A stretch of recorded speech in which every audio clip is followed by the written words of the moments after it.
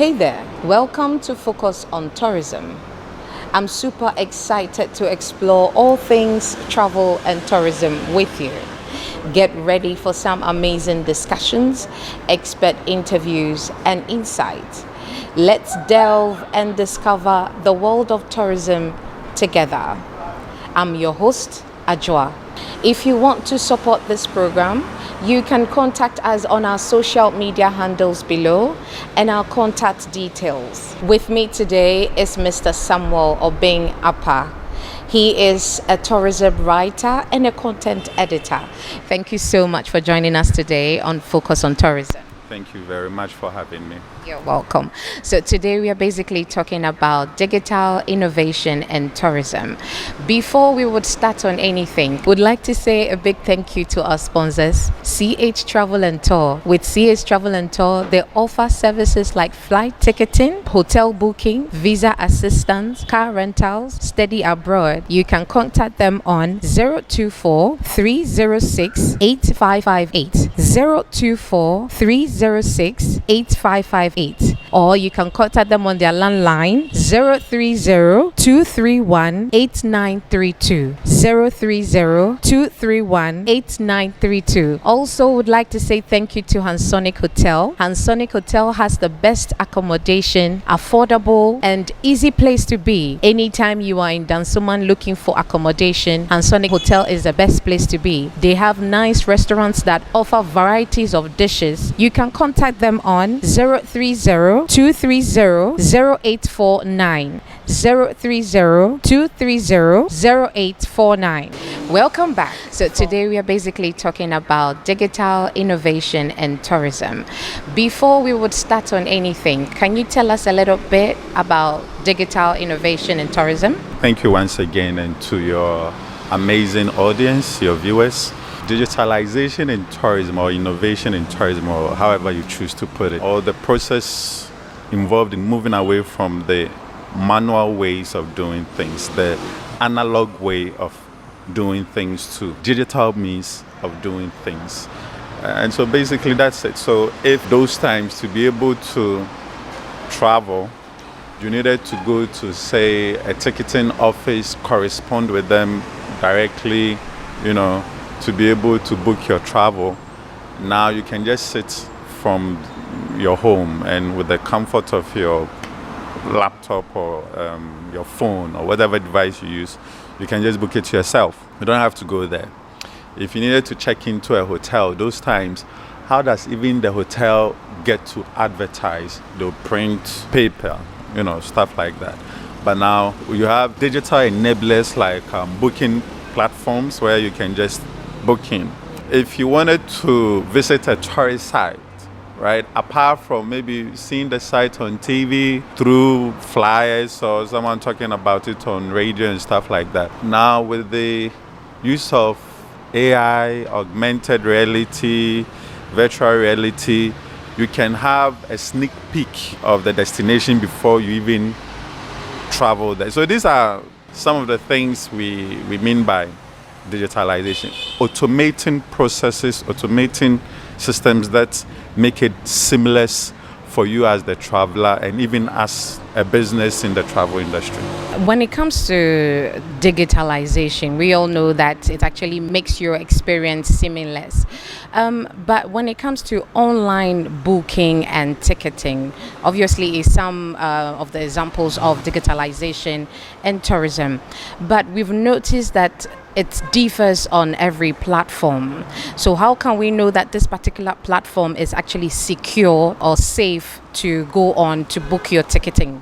You can't really know. You can't be too sure, except that now people get that sense of credibility for how long that platform has been in existence and how well it's been received. So if you look at a platform like booking.com, I don't think people care so much about whether it is secure or not. All that they know is that you use booking.com and you know whatever it is that you want to do, you can get done. Exactly. I don't think when people give out their personal information in the process of securing a hotel room or whatever, they care so much about. I mean, these days it's become an issue, personal information and stuff like that.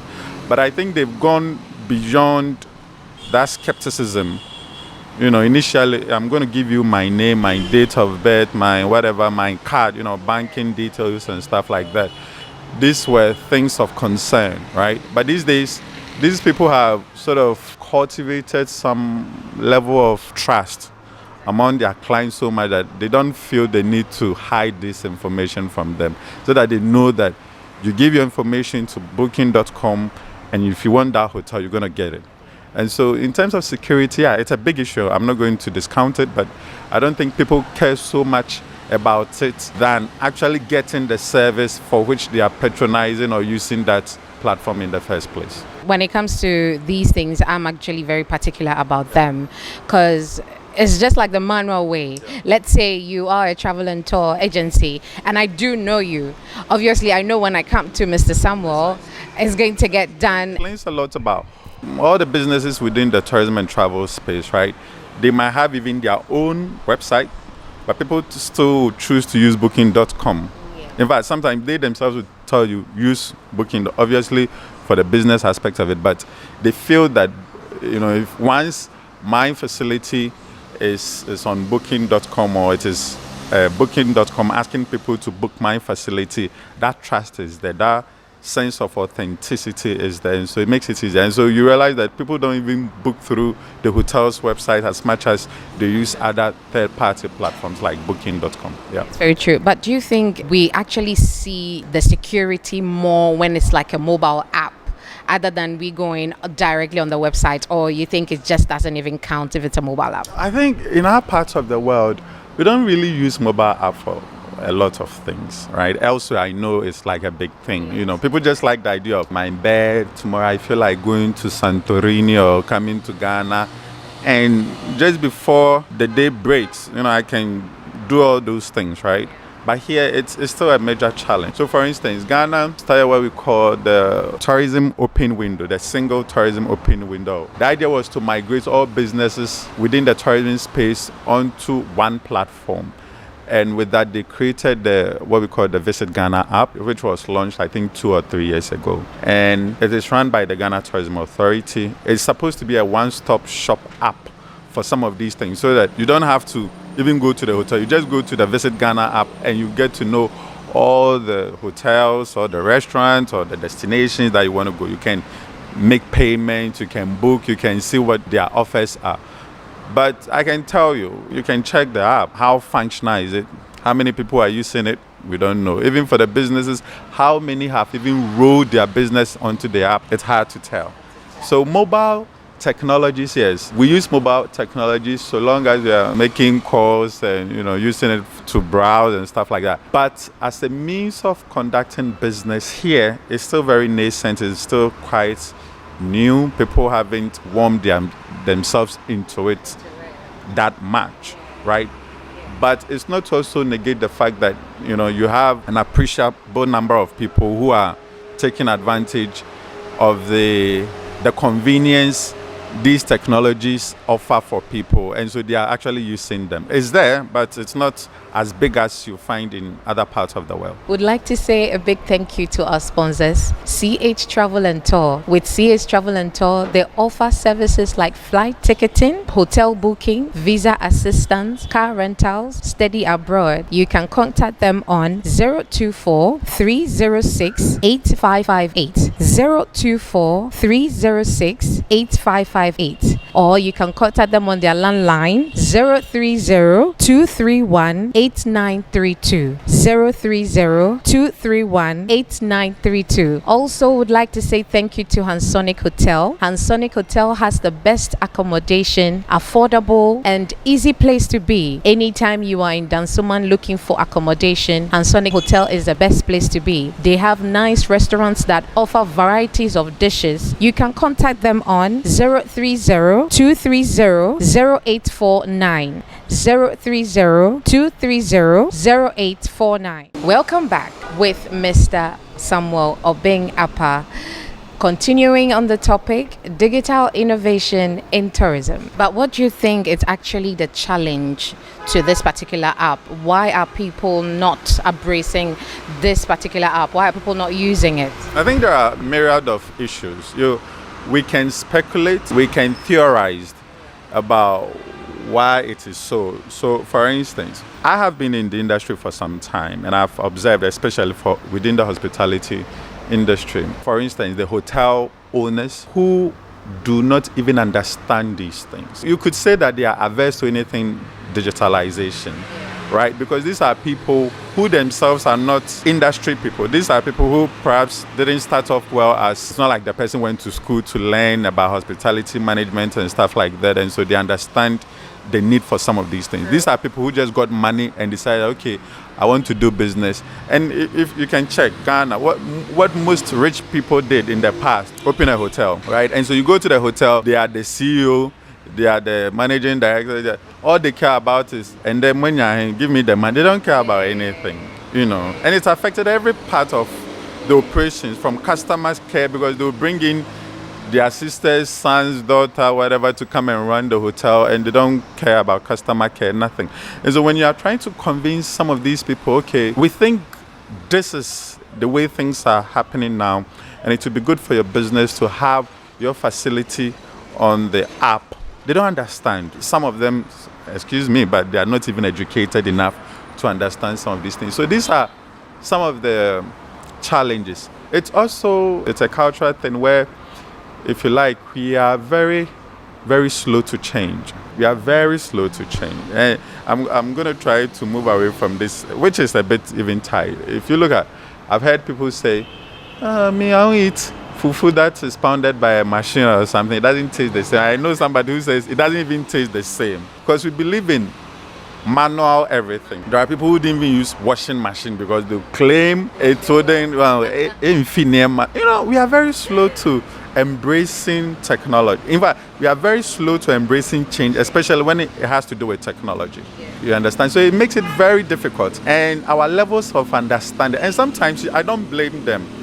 The people bringing out some of these technologies and innovation, they don't even do well to explain and educate the people well enough to understand the need for them to have these things. And so you can't just bring something up and expect that people wholeheartedly embrace it just because you think it is what is happening. No, you need to go through the process of, I'm not saying persuade them, but letting them understand. You share enough information, you talk to them, you educate them well enough for them to know that, oh, this is good for our business, so let's do it. And these are some of the things that make it very difficult for us to embrace some of these technologies and stuff like that. It's very true. Not to deviate from what we're talking about, but I know for where I travel to, when it comes to the banking sector, they developed an app, and this app is actually used everywhere. Imagine coming to Hansonic Hotel to use their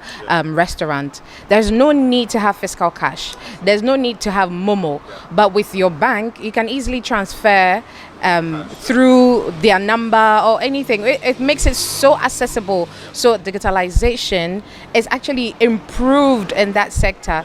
And I agree with you when it comes to change. Change is always difficult. Change is always difficult because, to my understanding, let's say I come to an agency, a travel and tour agency, and with him, I know he's a human. If there is any mistake that he did in my ticketing or anything, I can easily come back. But what about online? How do I rectify this?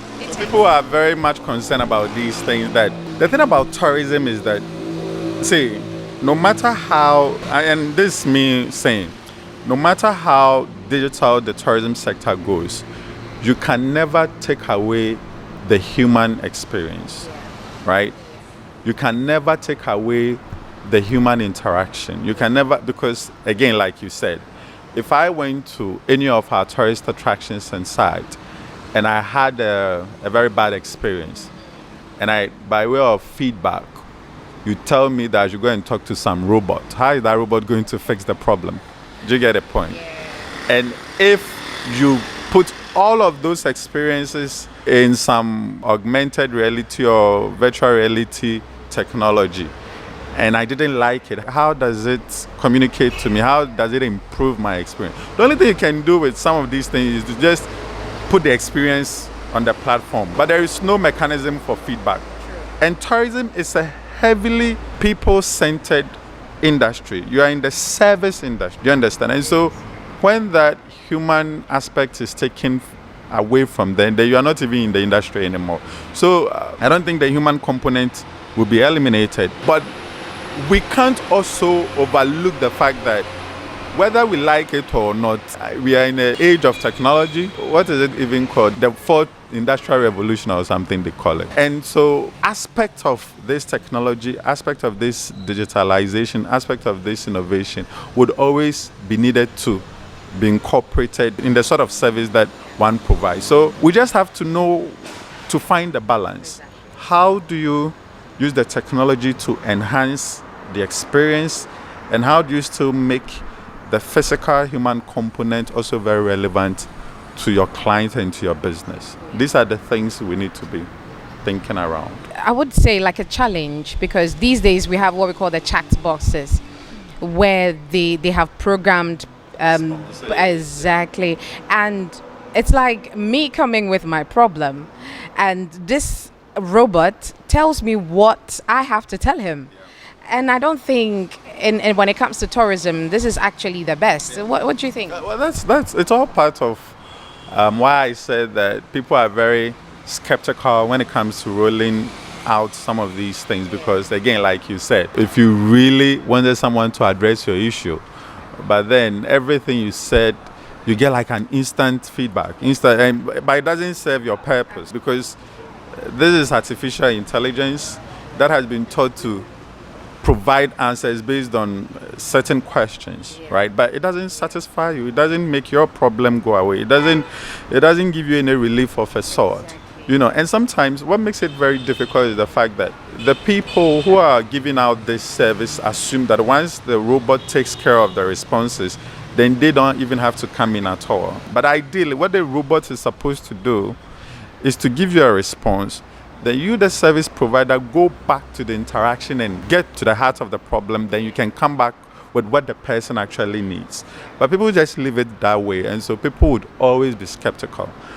But again, imagine also that you send a request and you are not getting a response. How do you feel about that? Do you get it? And so that's why these things are very much needed. I think in the end, what we need to look at is to find a way of streamlining some of these things, so that again we come back to the issue of finding a balance between how far is the technology willing to go to help you, and what is the human component that needs to be incorporated to, you know, to enhance the experience. I mean, these are the things we need to be doing, because you can't, as for tourism, no way. Tourism, you can never say, so you can't say, oh, me, I have been to the Kwame Nkrumah Memorial Park. I've been to Mole. How did you do that? Oh, I sat in my home and I used VR headset or something. No, it's not the same as being there. It's not the same. Do you get it? It is good. Maybe during the pandemic era when you couldn't, travel and stuff like it is good. But trust me, you go there and you realize that, oh, it's much better being there yourself. Because when you are there, no matter how they try to put that experience together into some VR headset. When you're VR headset, you can't feel the air, can you?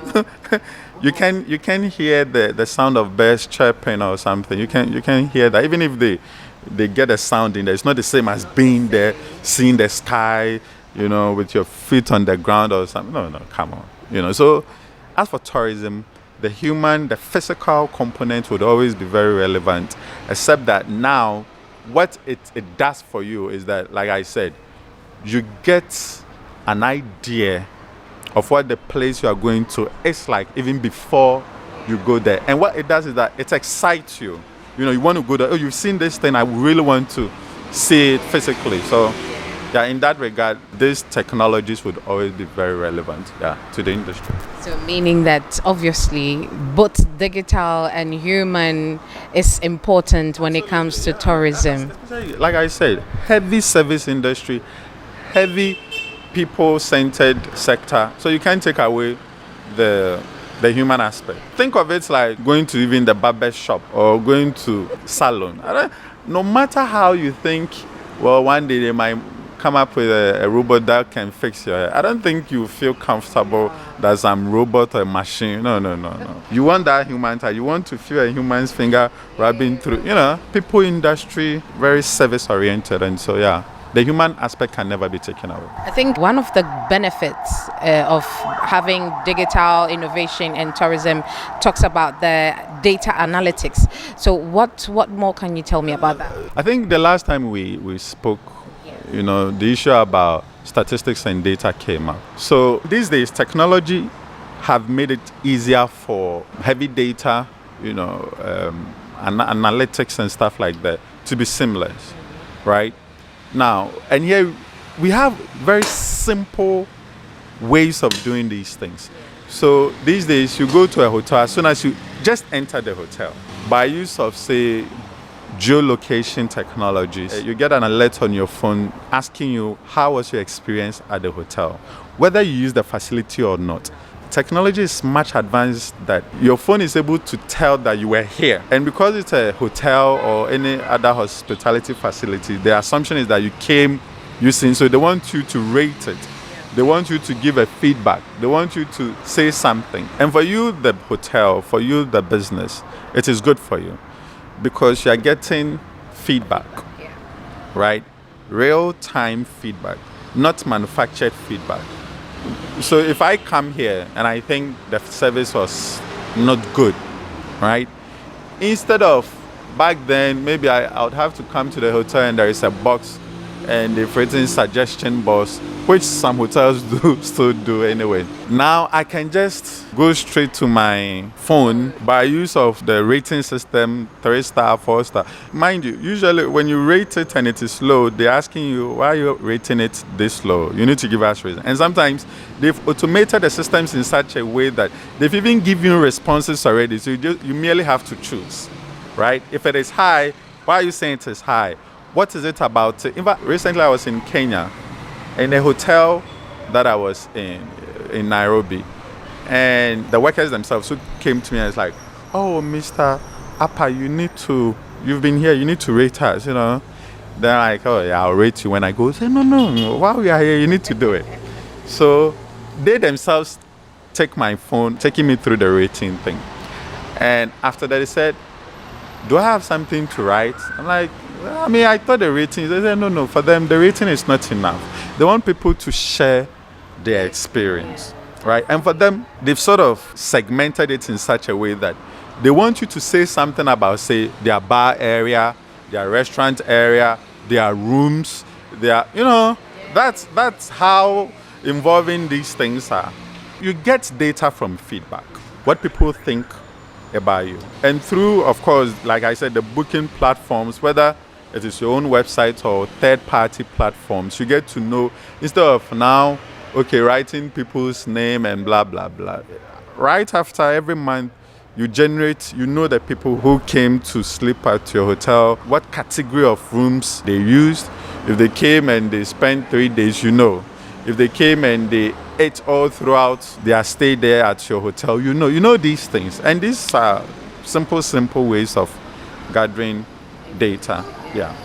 And so it helps. It does, because you made mention of, I think, TA, if I'm wrong. Yeah, TSA, Tourism Satellite Account. You made mention that this account actually helps to keep data of people that have actually entered your country.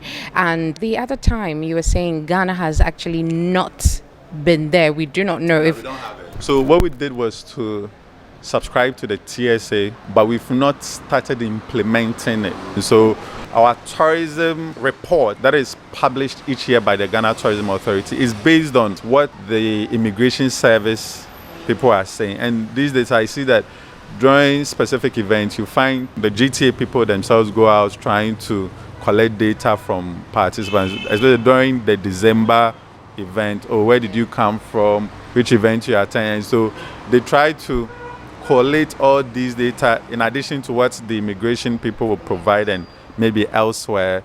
Then they come up with the report, which honestly is not empirical enough, because our report usually, especially for international tourists, is usually based on arrivals. The idea that, okay, you're a foreigner and you're arriving in the country.